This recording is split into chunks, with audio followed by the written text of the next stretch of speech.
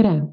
Mina olen Elle Munga ja täna räägime kriisidest, kriisiolukordadest ja ettevõttes kriiside ennetustööst. Lähemalt sellest rääkida, siis ma jagan ka natuke enda tausta.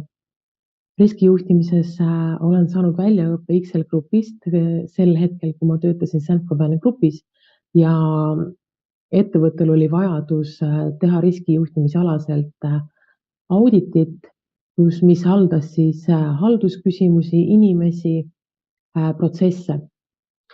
Oma taustalt, hariduselt olen ma jurist, kuid pikaaegselt keskastme juhina nii personali, riskijuhtimise kui ka arendusjuhtimise valdkonnas.